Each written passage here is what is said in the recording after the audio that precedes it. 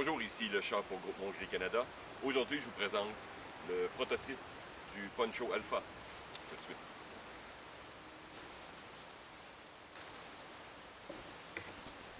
Le Poncho Alpha est une modification que l'on ajoute à un poncho militaire régulier. Il s'ajoute de nouvelles fonctionnalités très intéressantes comme je vais vous décrire dans quelques minutes.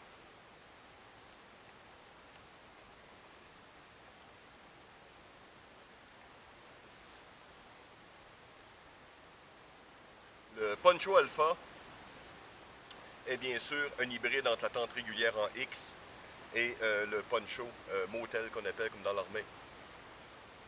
C'est pour ceux qui recherchent une manière discrète, bien sûr, de camper, sans appui régulier qu'on le retrouve dans les abris du type militaire. Donc on va chercher 2 arbres par exemple et on va attacher sa tente ou son poncho. Ici on a une armature interne comme dans une tente régulière, ce qui nous permet d'avoir des positions pratiquement partout. Donc dans les montagnes bien sûr, exemple, je pense au Yukon par exemple, j'avais aucun point d'appui pour poser une tente, même le sol était très difficile. Donc ici en ayant une armature interne, pas besoin d'arbre, pas besoin de support, on a seulement à déployer son armature interne et trouver sa position. Bien sûr le plafond est beaucoup plus bas, donc ici il faut comprendre que c'est un abri discret quand vous êtes en déplacement rapide et vous ne voulez pas attirer l'attention. L'abri, le Poncho Alpha, est à la base n'est pas conçu pour recevoir une armature interne et bien sûr courbée. Utilisez votre poncho avec cette courbure. Donc généralement les problèmes vont arriver au niveau du milieu et spécialement sur les côtés. Ce qui va arriver, c'est que vos pôles vont avoir tendance à courber de gauche ou droite. Donc oui, ça fonctionne, mais pas d'une manière très très efficace. Ici, comme vous pouvez voir dans les 4 coins, dans les 4 angles, peut-être qu'on peut même voir encore, j'avais tracé, comme on peut le voir ici, des traits, qui m'a permis de le faire en atelier, ensuite de rajouter les supports qui me permettent de faire passer la pôle et d'arriver dans une mesure beaucoup plus précise. Donc la structure en tant que telle est beaucoup plus stable. Ensuite, il faut simplement trouver la bonne longueur de pôle. Pour les coins, je vais vous la démonter tantôt, mais ici c'est simplement des embouts électriques. Les embouts électriques qui sont, pour l'instant, simplement retenus par du ruban. Et on passe pour créer notre dôme. Ici, j'utilise un poncho de l'armée allemande. Je crois que j'ai fait une vidéo ou 2 sur le sujet, que j'adore, beaucoup plus lourd un peu que les ponchos réguliers, mais parfait pour des situations comme en hiver. La capuche nous permet d'avoir une ventilation, et même en cas de pluie, conserver sa ventilation, mais tout en restant protégé. Le poncho allemand a des boutons doubles.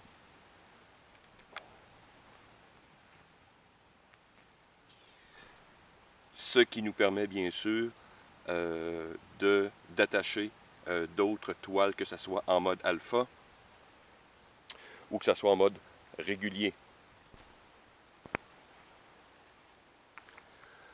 Comme vous pouvez voir dans cette configuration de type dôme, ça donne une option d'un collecteur d'eau beaucoup plus efficace que ceux qu'on retrouve par exemple dans les manuels d'utilisation militaire ou même civile. Donc on a simplement à mettre un conteneur réservoir dessous et on a un collecteur d'eau quand même assez immense. Si votre poncho est bien monté, exemple par ici, par les attaches en paracorde, il est très aisé de le démonter ensuite. Donc on prend simplement sa tige et on tire sur la paracorde. Voilà.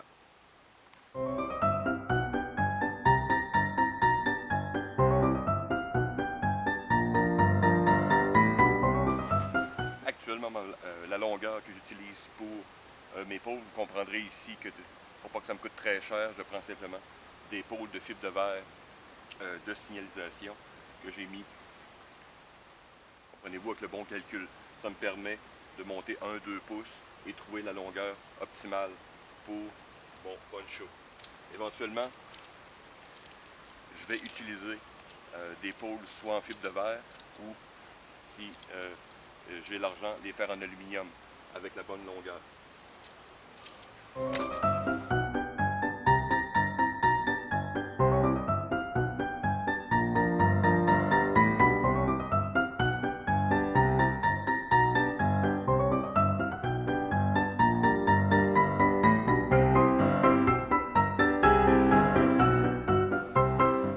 Autre détail intéressant, vous pouvez bien sûr utiliser un autre poncho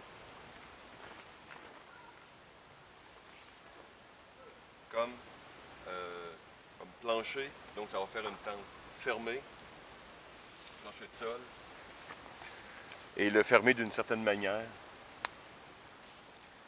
Donc le repli va se retrouver par exemple à l'intérieur. Donc il va laisser un petit rebord pour empêcher la pluie à l'extérieur ou les débris de pénétrer.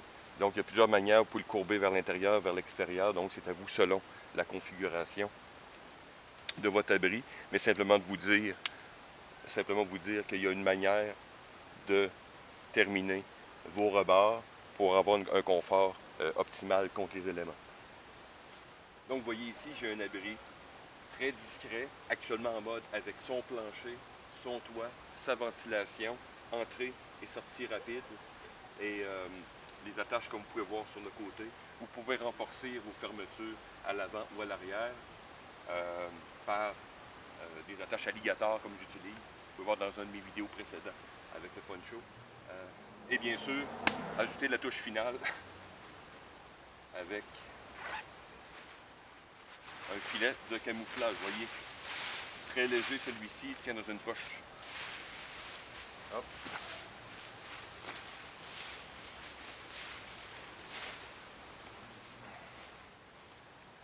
Donc encore là, de manière très simple, tout simplement attacher dans les coins, comme vous voulez. Donc voyez-vous, je garde toujours ma ventilation, grande discrétion, donc je peux camper où bon me semble. Et vous avez pu voir que c'est quand même extrêmement rapide, déployer ou remballer et quitter votre position. N'oubliez pas que c'est un poncho, donc vous ne perdez aucune des fonctions du poncho de base. En dehors de l'abri de type alpha, vous allez avoir bien sûr un poncho régulier. Vous pouvez encore faire la configuration classique en V, la configuration militaire habituelle. Et bien sûr, toutes les autres configurations, les lean-to, en mode tarp. Et comme j'expliquais, vous pouvez attacher 2 abris, voire 3, j'ai vu sur Internet, il y a des gens qui ont été hautement créatifs avec cette version de poncho allemand.